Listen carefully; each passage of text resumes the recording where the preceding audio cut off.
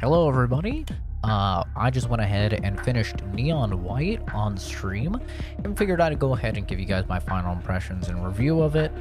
This is going to be spoiler free, and since not a lot of people have even heard about this game, unless you're like, I don't know, unless you like watch all of the Nintendo Switch, like Nintendo Directs or whatever, then maybe you've heard of it, because it was originally announced as a Switch game. It is on the Switch and it's also on PC. I played it on PC, so I'm going to be reviewing it as a PC title. But anyway, let's get right into it. Let me explain what the game is, because it's very, very unique. It's set in the style for the story portions as a visual novel. So, you know, it's got your text on the screen. Sometimes it's voice acted, sometimes it's not.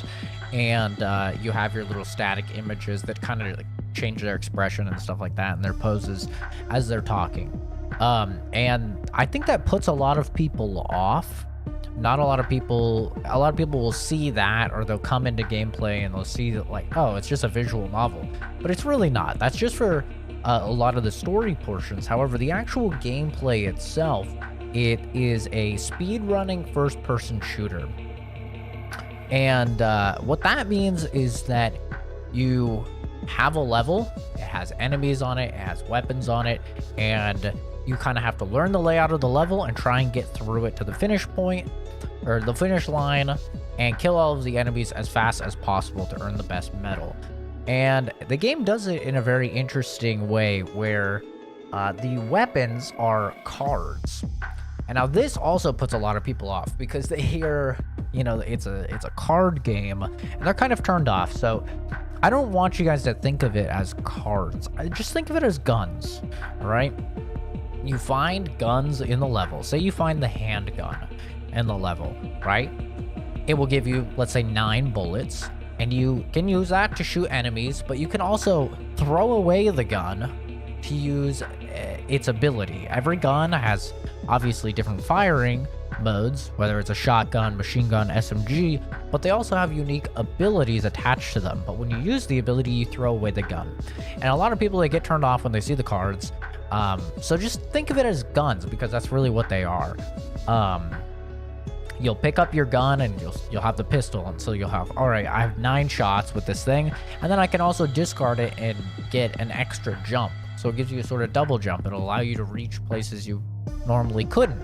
And the actual gameplay itself, the first-person shooter part of it, is phenomenal.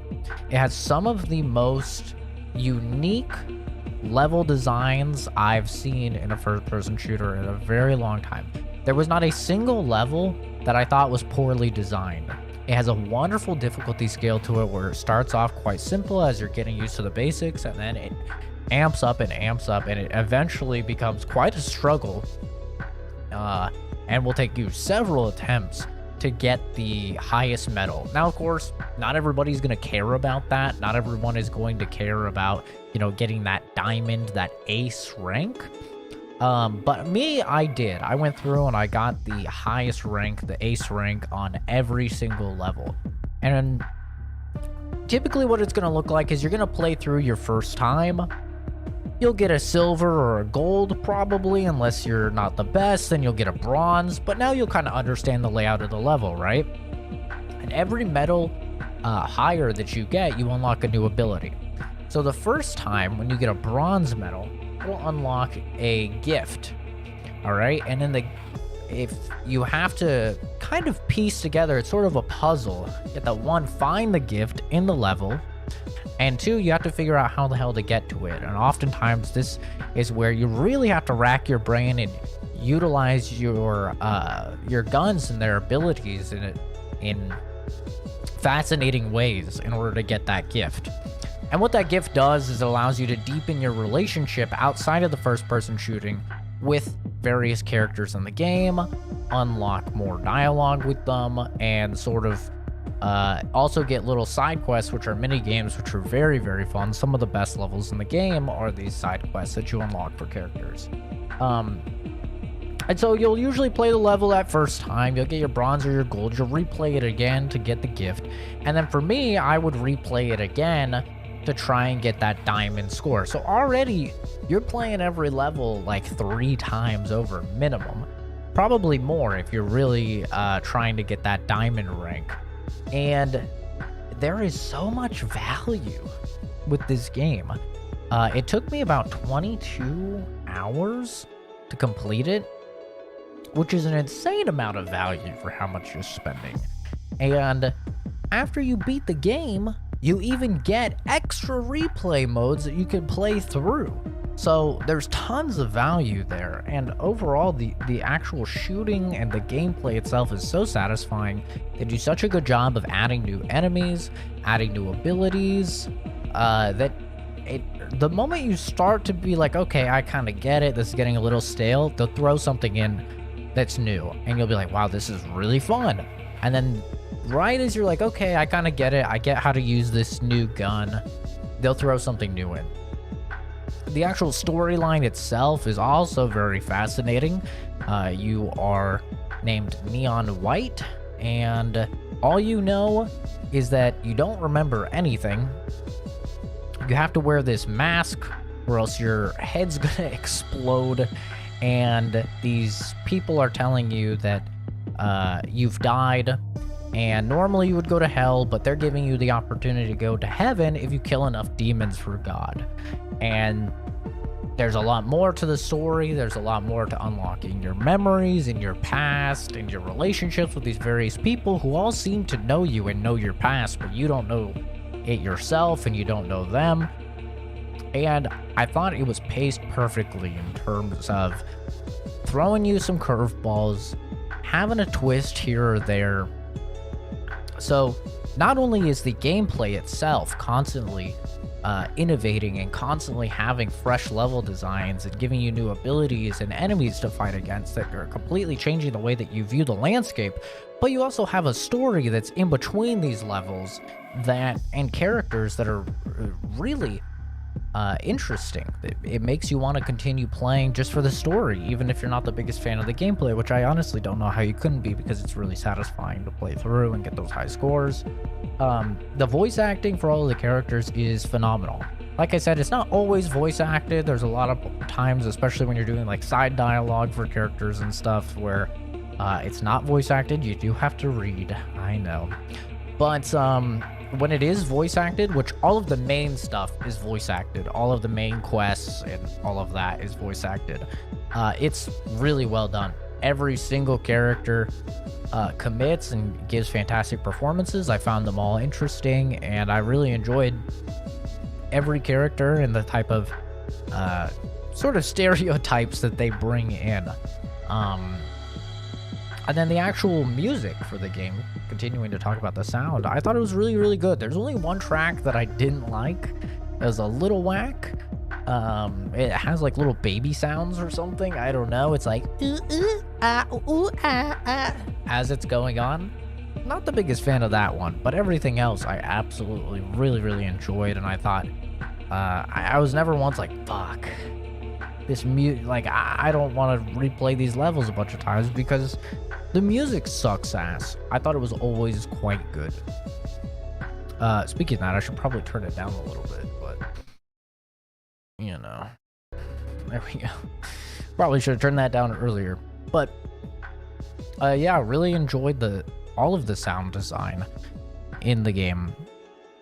Levels are fantastic, gameplay's fantastic. To move on to cons, there's really not a lot that I can say in terms of cons. I mean, I think that it's one of those games where if you look at it, or if you look at the Steam page for it or something, you may not, it doesn't jump out at you as being nearly as good as it actually is, you know, especially because they, instead of just going with you're picking up these guns and these guns have special abilities, they are little cards.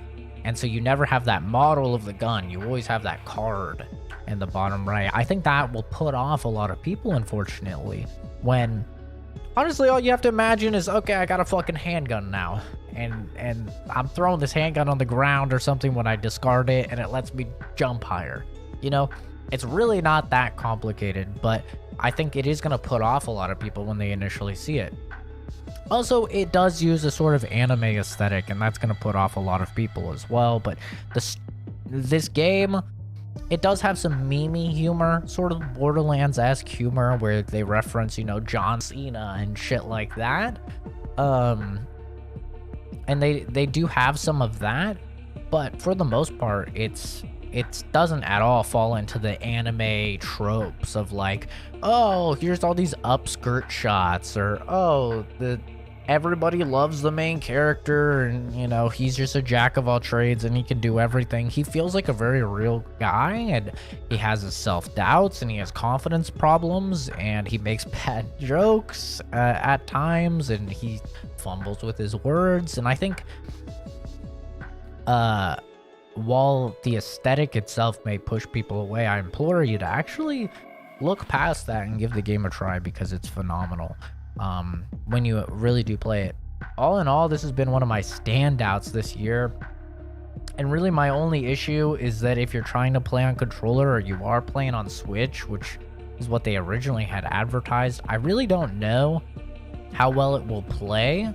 But on mouse and keyboard and on PC, it plays fantastic. This is one of the most pleasurable experiences I've had gaming this entire year. I give this a 9.5 out of 10. Genuinely, I really liked it. I think it is so fresh to play through something like this that isn't afraid to take some chances, isn't afraid to be a little wacky, a little kooky, get a little funky with it. And I absolutely adored everything about the game. I really did. My complaints are so minor that I think it's phenomenal. Really, really liked it. It's almost a perfect game. Like, the only issue that I really have with the game is that all of it isn't voice acted, and that is such a minor gripe, I feel like. Everything else, I just had such a good time playing through it. And I'm even gonna come back to it and try this level rush mode, which randomizes the levels, and you can even play it so you only have one life. I'm really excited to play it more. But yeah, I know this review was kind of all over the place. Apologies, but my mind is all over the place, and this game is kind of all over the place. It's kind of wacky, dude. It's kind of wacky. It's a card game, anime, visual novel, the FPS speed running. Who fucking knows? It's crazy. But yeah, definitely recommend. I think it's great value as well for the price point. And yeah, that's gonna do it for me. Like I said, about 22 hours, so got a good amount of playtime out of it. That's gonna do it for me though. Thanks for watching, everybody. Have a fantastic rest of your day. We'll see all of you in the next video. Or stream running. Bye bye. All right, now